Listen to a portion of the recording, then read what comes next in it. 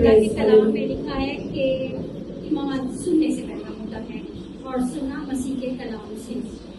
मेरा बेटा BSN कर रहा है, तो उसको जाहिर बात है कोर्स जो है ना वो प्राइवेट है, तो बहुत एक्सपेंसिव है। तो उसने कॉल सेंटर में जॉब शुरू की।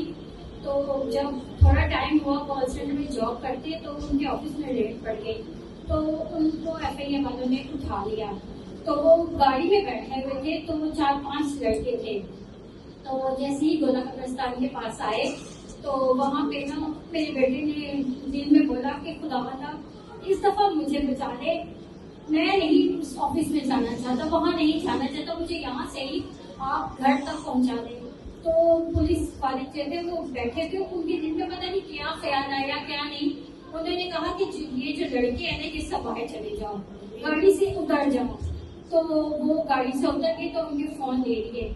तो कोर्स जाहिर बात एक्सपेंसिव था, तो फिर वो जॉब करने लग गया। इस तरह करते करते थोड़ा टाइम हो गया, तो वहां से फिर FIA वालों ने उनको उठा लिया। तो उनको वहां पे ले गए गार्डन में, जो इलाका है वहां पे ले गए। तो 7-8 दिन वहां पे उन्होंने वहां पे रखा। हमने बहुत जद्दोजहद की, दुआएं की, तो लेकिन मेरी बेटी ने बोला, बड़ी वाली ने, कि खुदावंदा इस दफा मेरे भाई को तू वहां से निकाल दे, मैं आगे को उसको वहां यहाँ जॉब नहीं करने दूंगी। बस वो जिस दिन घर पे आएगा, मैं उसी दिन खुदावंद की शुक्रगुजारी करूंगी और दुआ करूंगी कि हमें इस जॉब से हमारी जो है ना, उससे पहले आप हर अखराजात को पूरा करो। तो हमने दुआएं की, बहुत दुआएं की, रो के खुदावंद के आगे दुआएं की। तो खुदावंद ने हमें जवाब दिया। तो 8वें दिन मेरा बेटा जब घर पे आया, तो हमने खुदावंद की शुक्रगुजारी की। लेकिन इस दौरान हमारे पे इतना कर्जा आ गया था कि हम बता नहीं सकते, हम बहुत ज्यादा कर्जों में डूब गए थे।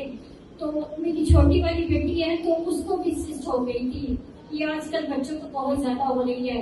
तो मेरी बेटी है 3 नंबर पे, उसने कहा जब भी वो दुआ करती थी, तो वो खुदा से यही दुआ करती थी कि खुदावंदा हर चीज खुदावंदा तू ही हमें अता करेगा, तू ही हमें मुहैया करेगा।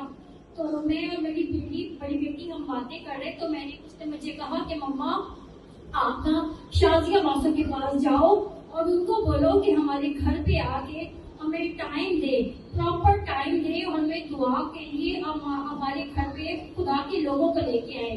तो मैं पता नहीं शैतान मुझे इस चीज के लिए कितना रोका था कि मैं 1 महीना हो गया था इनके घर जा नहीं पा रही थी। हालांकि ज्यादा दूर नहीं घर, मैं अपने कॉलेज में रहती हूँ और ये आजम मस्जिद में रहती है। इनको फोन करती थी तो इनका फोन भी नहीं लग रहा था।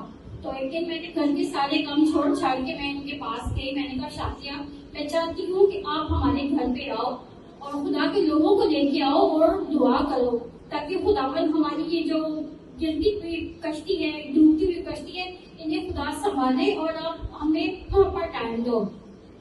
तो बहन शाजिया, सोनू बेटा और सैमुअल और शाइना और भाई जमील, ये सब हमारे घर पे आए। इन्होंने प्रॉपर हमें हर वीक टाइम दिया।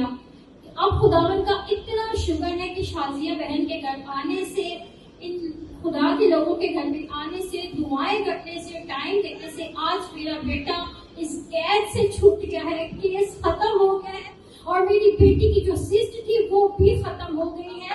और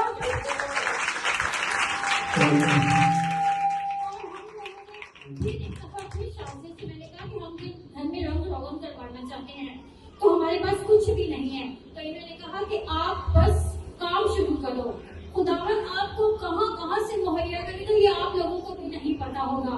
तो आज मैंने घर में रंग रोगन करवाया है, नया फर्नीचर लिया है, 7 सीटर जो सोफे हैं वो भी बहुत महंगे हैं, वो भी मैं लेके आई अपने घर पे।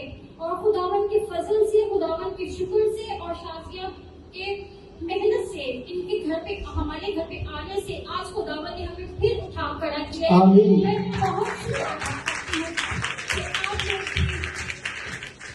आप लोग भी खुदावन से दुआ करते हैं, खुदावन आप सबकी दुआओं को सुने और जल्द जवाब दे। शुक्रिया।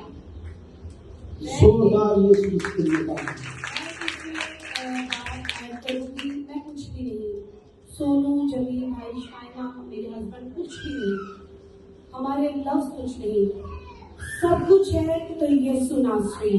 उसके लहू में, उसके नाम में बड़ी कुदरत पाई जाती है। जब हम मांगते हैं, अपने मुंह को खोलते हैं,